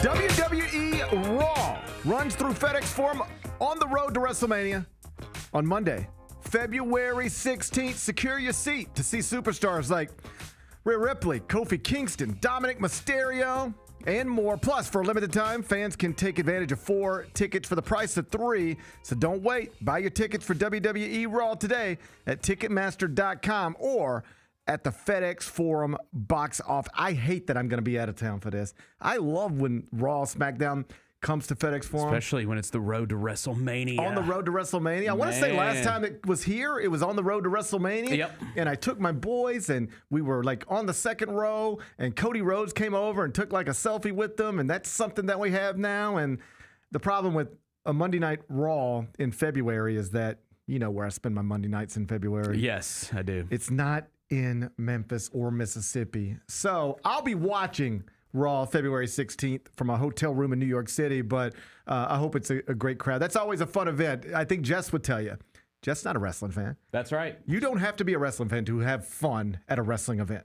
No, not even close. I mean, it's better if you know the storylines and all that stuff, but you will have a good time at Raw, whether you enjoy wrestling or not. So Raw coming to FedEx Forum on February 16th. You can get your tickets right now, Ticketmaster.com or at the FedEx Forum box office. Let's do carryout. It's time for GP's Carryout. One final segment filled with stuff to take with you. It's not everything you need to know, but it's most of it. What did we miss today? Big Ben Bennett, as we've been talking, so has Zach Kleiman, the main decision maker, basketball operations here with the Memphis Grizzlies, holding a press conference right now and has addressed a number of things, including the non-movement on a Ja Morant trade at the deadline. When asked about it, Zach said, quote, "We made the trades that we felt like were in the best interest of the organization going forward." So what that suggests is going forward, they believed it was in the best interest of the organization to have all of the things that came in the Jaren Jackson Jr. trade, in addition to 3 first-round draft picks. And that they decided that was best for the organization going forward. It's better to have these things than it is to have Jaren Jackson Jr.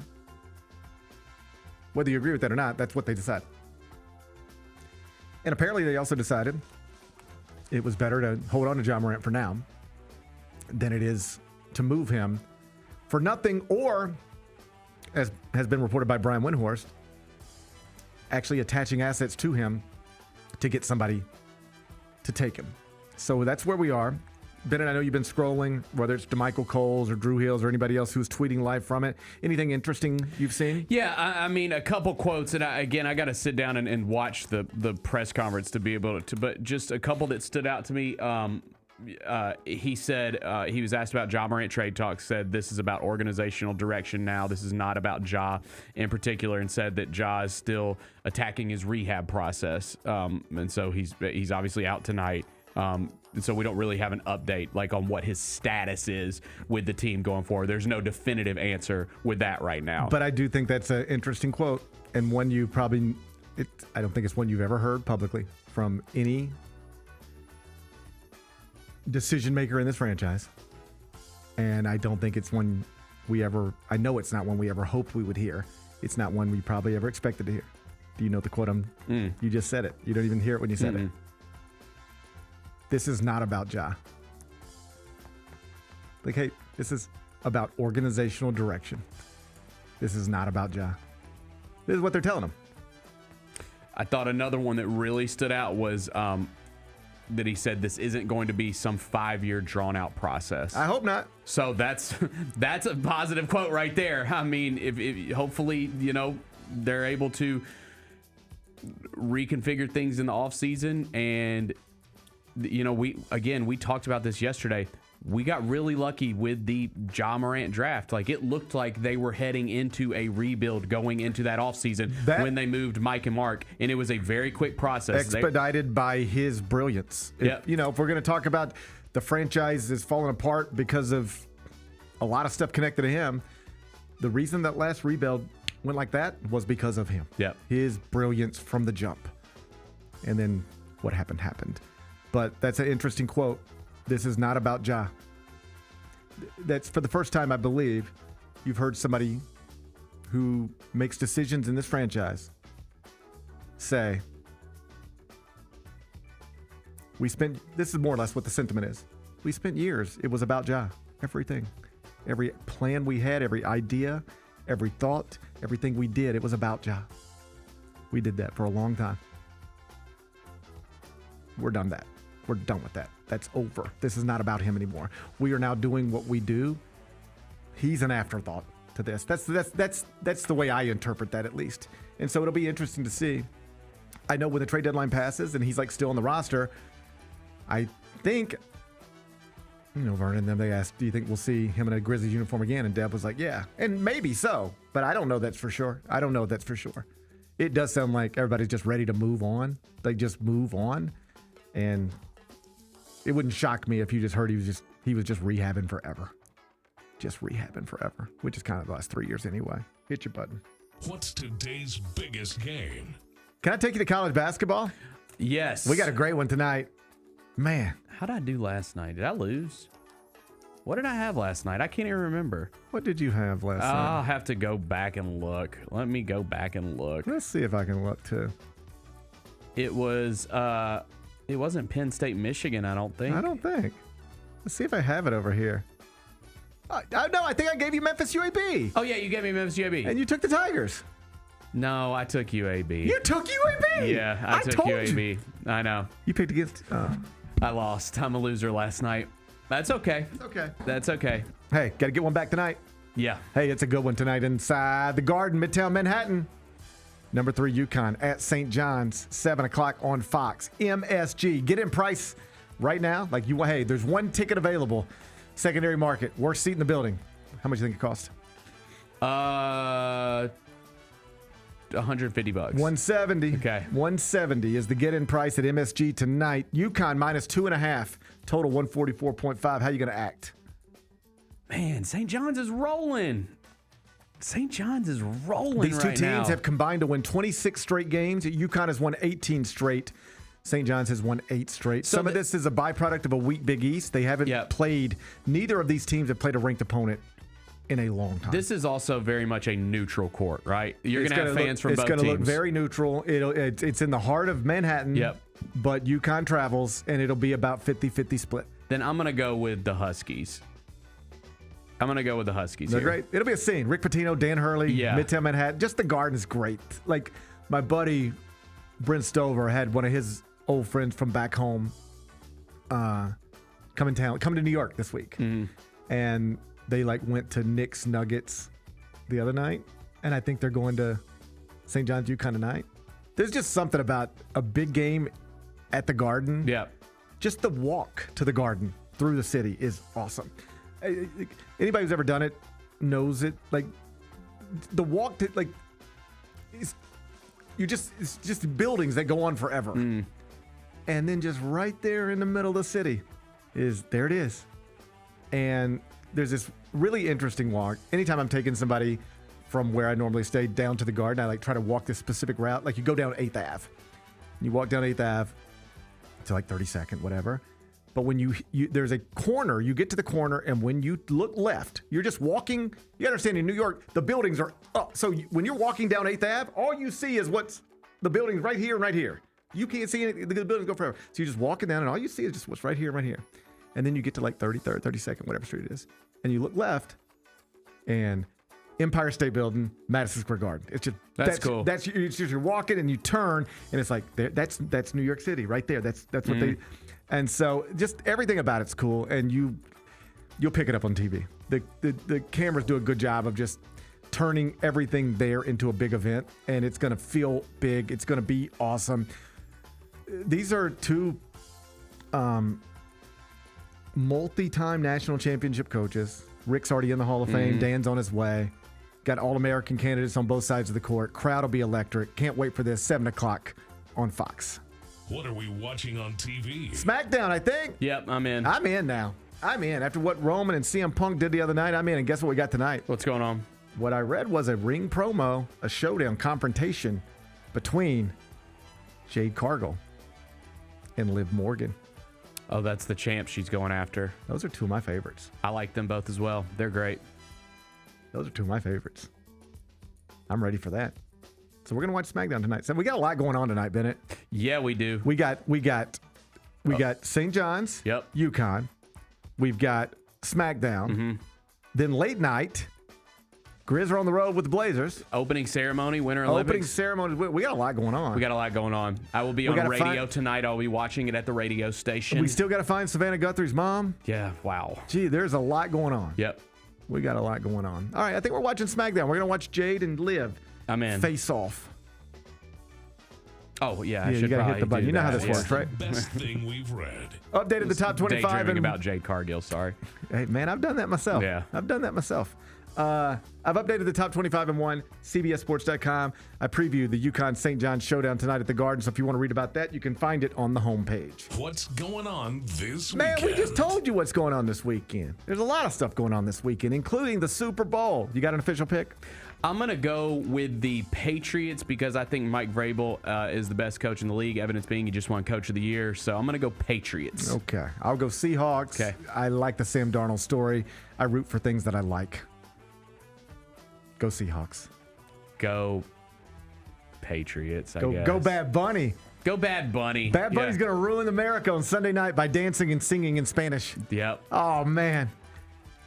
That's what they're saying. That's what they're saying. Yep. They're saying Bad Bunny's going to ruin America on Sunday night by rapping in Spanish. I'm excited. I'm excited. Yep. I'm excited to be. I'm not excited. I'm excited for the performance. Absolutely. I am 100 times more excited. I've already told my family. If you want to talk to me, you talk to me in the first quarter or the second quarter. Yep. But once Bad Bunny's done, I'm out the game for tonight. Yeah. I'm on Facebook the rest of the night. Where can I find that Kid Rock concert? Oh, man. I'm just kidding. Probably Cracker Barrel. They'll have it on the big screen. They're live streaming it at Cracker Barrel. They're gonna live stream Don't it. disparage Cracker Barrel. They're gonna live stream Kid Rock at Cracker Barrel. The rest of us normal people will be watching Bad Bunny. All right. I'm excited for the show, but I done told my family once halftime's over, don't try to talk to me no more. I am going to Facebook. I want to see what the Facebook is saying about Bad Bunny on Sunday night. I got to know what all the people who live around me think about Bad Bunny on Sunday night. Let me know, man. I'm ready to know, too. Man, I can't wait. Be good. I'm not joking. I will laugh out loud reading Facebook comments on Sunday night about Bad Bunny. I will have the best time I could have reading Facebook comments about Bad Bunny on Sunday night. It's going to be a party at my house. Good. Good. I'm glad. Enjoy your weekend. I'm going to enjoy mine. We're going to meet back here Monday at 10. Till then, be careful, be kind, be good. Rep your hood.